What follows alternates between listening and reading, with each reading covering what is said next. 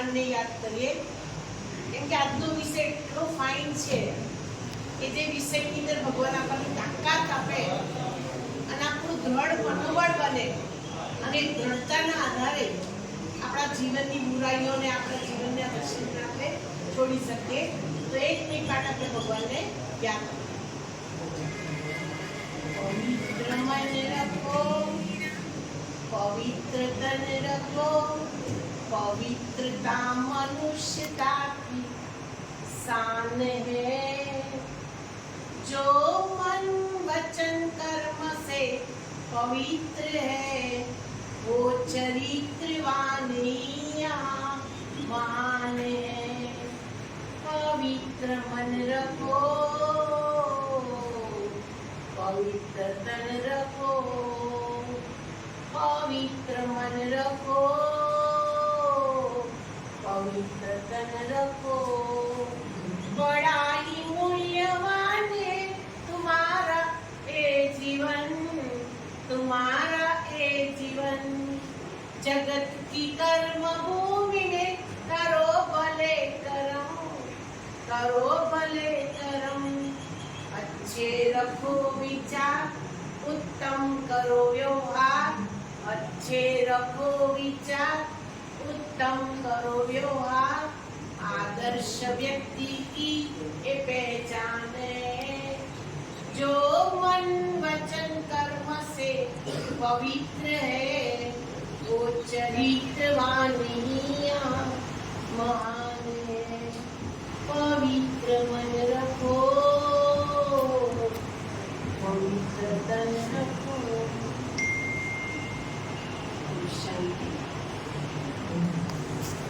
विश्व कल्याणकारी परम पिता परमात्माના પ્યારા આદરણીય ભાઈ શ્રી, આપ સૌના જીવનની અંદર આદર્શ જીવન જીવવા માટેનું અને જીવનની રોજીરોટી માટેનું જે જ્ઞાન આપનાર આદર્શ ગુરુજન અને આપ સૌ ભારતના ભાવિ કર્ણધાર.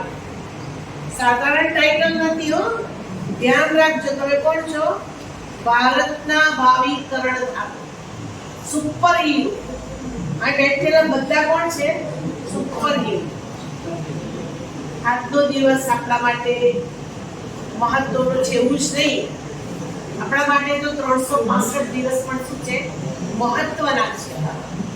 ભગવાને આપણા સૃષ્ટિ રંગમંચ પર શરીરરૂપી કપડું આપીને પાઠ ભજવવા માટે મોકલ્યા છે.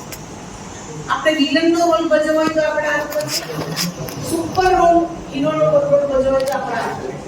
એ તમારું લોકોએ નક્કી કરવાનું છે કે મારા જીવનને વેલ્યુ વાળું બનાવવું છે, કેરેક્ટર વાળું બનાવવું છે, આદર્શ બનાવવું છે, ઉચ્ચ બનાવવું છે, કાં તો સાધારણ બનાવવું છે.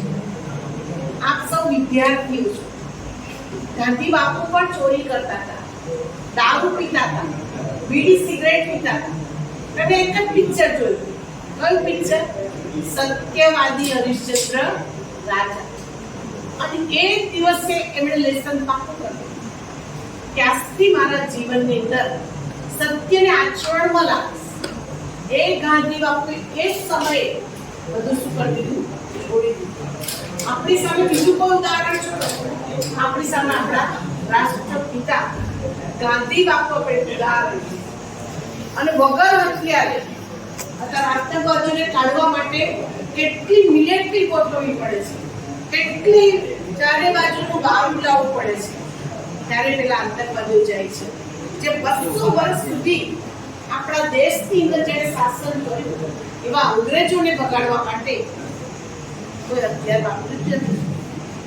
આપણે તો ભાઈ ગાંધી બાપુએ ભાઈ હિંસાને આપ્યું હતું. એની પાસે કઈ તાકાત હતી? કોઈ વિલ પાવર હતું? એની પાસે સત્યનો વિલ પાવર. અને એ સત્યના વિલ પાવર ના આપે આપણને બધાને આઝાદી અપાવી. દેશ આઝાદ થઈ ગયો. અંગ્રેજે મૂકેલી લાયેલી સિગરેટ અત્યારે આપણે પી ગયા છે, બીડી આપણે પી ગયા છે, ચૂટકી ગુટકા આપણે ખાઈ ગયા છે. આ નાની નાની ઉંમરની અંદર કેટલી બહેનોનો કુમકુમ જાય છે, કેટલી બહેનો ભાઈ વગરની થઈ જાય છે અને કેટલી બહેનો બાપ વગરની થઈ જાય છે કે ચૂટકી ગુટકાનું એ વ્યસન એને કેન્સર તરફ લઈ જાય છે. તમને એમ થાય કે બેન અમને એમના વગર ચાલતું જ નથી. તમને એક સિક્રેટ વાત કહું, ચૂટકી ગુટકા બધાની અંદર જો સહેજ નખાય ને બ્રાઉન સુગર એક એવી વસ્તુ છે કે તમે એકવાર ચૂટકીના 2 દાણા ખાધા ને બીજે દિવસ તમે બંધાણી બનો. એના વગર ચાલતું એને એ દુકાન ખેંચાશે, એ જગ્યા ખેંચાશે. માટે મહેરબાની કરીને તમે લોકો આસ્તિક ચેતી જાઓ. આપણે ગાંધી બાપુના દેશમાં રહીએ છીએ. સચ્ચાઈ સફાઈ ત્યાં પૂછો કરો કે બેન હું ચૂટકી ગુટકા ખાઉં છું, બીડી. કોણ કોણ વ્યસન કરે છે આ પૂછો કરો. આપણે ગાંધી બાપુ તમે હાથ ઊંચો કરશો ને તો ભગવાનની કદર પડશે. આપણે કોઈ બદલ દેવું રાહો को जिन राहों पर माया का सांभळो के कोई अंदर बातों नहीं करवानी. आवाज बंद करो. बदल दे उन राहों को जिन राहों पर माया का चाल, जिन राहों पर माया का चाल. हिम्मत कर बच्चे, खुद खुदा तेरी सेवा बैठ. सन 1937 થી ભગવાન આ સૃષ્ટિ પર અવતરિત થઈ ચૂક્યા છે. બ્રહ્મા કુમારી વિશ્વવિદ્યાલયનું મેઇન લક્ષ્ય આખા વિશ્વને વ્યસન મુક્ત બનાવવાનું. અત્યારે બ્રહ્મા કુમારી વિશ્વવિદ્યાલય દ્વારા 19 થી 20 ટ્રકો સજાય છે, એમાં કુંભકરણ સુવાડ્યું છે.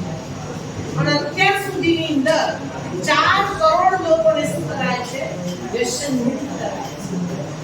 કોઈ દવાના આધારે નહીં, પોતાના વિલ પાવરના આધારે.